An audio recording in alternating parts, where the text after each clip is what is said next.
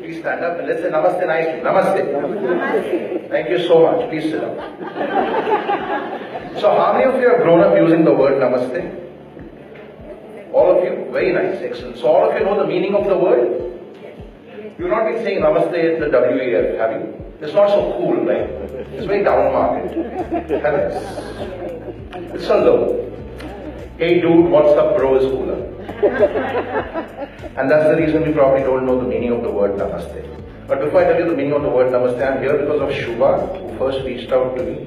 And we have had a long journey together. And thank you, Dr. Arvind, for inviting me. I'm going to cover the topic which has not been covered much, which is not creative entrepreneurship or gender parity, but the lack of gender parity. And it's a topic which is very dear to my heart. And it's very connected to Namaste, because Namaste basically means that the God in me respects the God in you, the divinity in me respects and salutes the divinity in you, and the unlimited potential in me recognizes the unlimited potential in you, whether you're a woman, a man, a transgender, a hijra, a homosexual, a lesbian, or anybody from any part of life, you're a human being. And somewhere, because we have not really practiced the meaning of this word, we've lost that equality, we've lost that respect, we've lost that humility, we've lost that fairness. And I always joke with people that the only concept of fairness in our country and culture, where this word Namaste originated, is fair and lovely and fair and handsome. And nowadays fair armpits. But otherwise the basic concept of fairness for all is missing. How many of you work in corporate India? Very nice. I was very happy to listen to Sanjeevji, who spoke about his mother and spoke about how many companies are very gender balanced today. I think Tata's probably is, and I use the word probably, but most are not. And it's that they have that gender policy or diversity and inclusion on paper, and I say this with a lot of qualification because I am a corporate trainer and a leadership coach. I work with a lot of companies, and I also coach and counsel a lot of women who become victims of gender biases. Whether it's about promotions, whether it's about the way men treat them in the corporate space, or in even an organization like the UN or INGOs. I'm sure some of you are from the UN and INGOs here, you know how it works. Nobody is above or below. So I find this entire fight of women equality very bizarre. Because why should women be fighting for equality? They're probably as equal or maybe more than equal than men. And the reason I say this is because whether it's men sitting in temples and ashrams, or men sitting in corporate India, or men sitting in organizations, they talk about respect for women, but they don't practice it, they don't live it. And fundamental duty number 5, I won't even ask how many of you know the fundamental duties of India because I know the answer. Do you? Any of you? I'll ask questions, seriously. So the fundamental duty number 5 of the Indian Constitution says, pronounce practices which are derogatory to the dignity of women. Now when we don't know it, how will it happen? Every practice in this blessed country is derogatory to the dignity of women. And I say this loudly, try disagreeing with me on that. We celebrate Women's Day on 8th March, and I wrote a piece this time for Business World, and I see Business World is one of your partners, and I said, why are we celebrating Women's Day?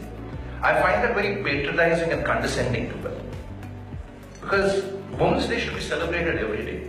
And yet you have gurus and people who call themselves godmen, and I'll name them. Sadhguru, who says that women should not go into the sanctum sanctorum of a temple because a woman cannot withstand that power of the sanctum sanctorum.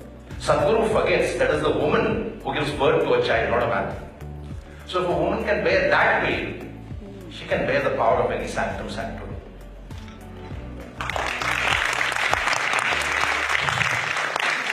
Now, the other thing I find very bizarre is that when I speak about respect for women, and I'm going to just touch on the topic why I'm speaking about this, and then tell you some couple of stories of women. One of them is sitting right in front of you. Her name is Shubha. She's featured in my book called Karma Kari, book 2. And a very interesting journey. I'm sure you've heard her story.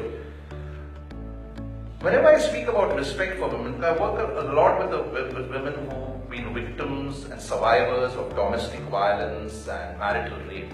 I'm always told, Jerry, don't speak about this to us. We are educated men, whether it's my friends in Bombay or my friends in Gurgaon where I stay now, or my cousins and friends in Goa, where I was born, or my wife's cousins and friends in Punjab. They say, you should speak about this to people in UP and Bihar and Rajasthan. And I'm like, okay, let me understand this. So you say because you are educated, you respect women. So what does respecting women mean? Opening a car door or pulling a chair? They say, no, we are educated. We know how to treat women well. We know how to treat them with respect. And I'm okay, let's test this. Did you give half your property, your ancestral property, to your sister? No, right? Because as my cousin, I remember when my cousin sister was given half of property, you said to her, I'm giving you, so be happy with what you're getting. And my question to you is, who the hell are you to give? It's her birthright. She has equal right to that ancestral property. That's what the morality is and that's what the legality is today. But yet, you did not give her an equal right. So here's my big question to you. You say you're educated and you respect women. If you don't respect your sister, how can you respect any other woman? And this is a problem not of Goa. It also happens in Goa, but this is a problem across India. Goa followed the Portuguese legal code, so the law was equal for women and men from 1961 when we got liberated. But 10 years later, it was a law which was uniform across India, and yet men don't give equal right in their ancestral property to the women, and then they say they respect women.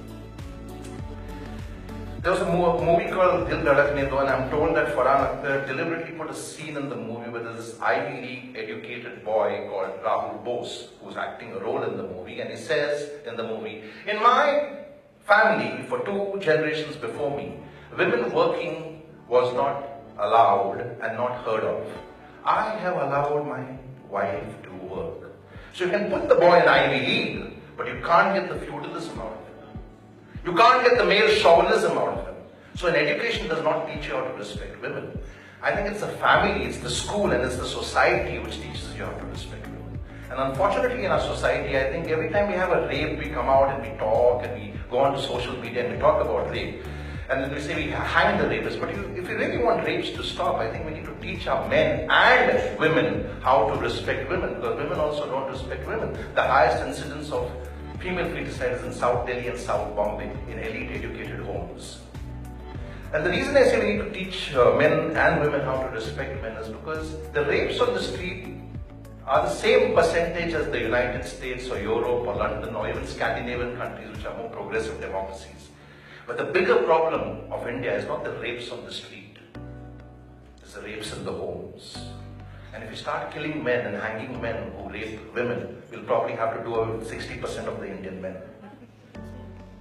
Because 60% of rapes in India happen in homes. They're called marital rapes, and they're not even registered legally.